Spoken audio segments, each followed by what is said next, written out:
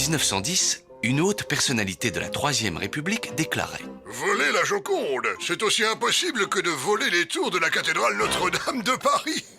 Pourtant, moins d'un an après, le mardi 22 août 1911, les journaux ne parlèrent que de cet incroyable vol.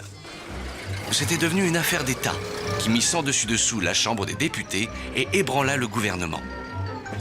Le tableau demeurait introuvable. On suspecta des personnalités célèbres comme le peintre Picasso ou le poète Apollinaire qui fut emprisonné 3 jours avant d'être innocenté et libéré.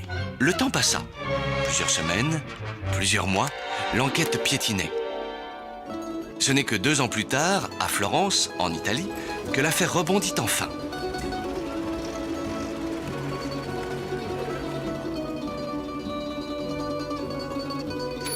Buongiorno. J'ai quelque chose à vous montrer, quelque chose d'exceptionnel. De quoi s'agit-il? D'un tableau.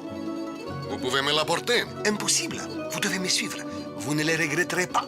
Le mystérieux homme conduisit l'antiquaire jusqu'à sa chambre.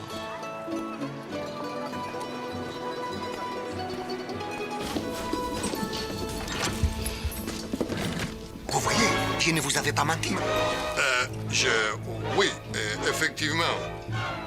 C'est très intéressant. Ne bougez pas d'ici, je vais réfléchir. Ne bougez pas, hein? La vita è bella! Et un peu plus tard, Qui est là? C'est moi, Jerry, l'antiquaire. Vous êtes en état d'arrestation! au terme d'un procès très médiatisé, le voleur, Vincenzo Perugia, fut condamné à la prison. On apprit alors comment il avait réussi son forfait. Il avait été chargé de réaliser une vitrine pour protéger la Joconde.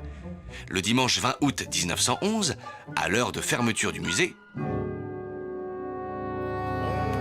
il s'était laissé enfermer avec 2 complices dans un débarras où l'on rangeait du matériel.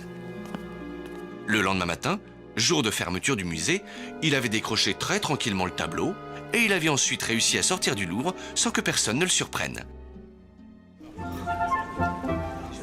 Le 4 janvier 1914, la Joconde retrouva sa place au Louvre.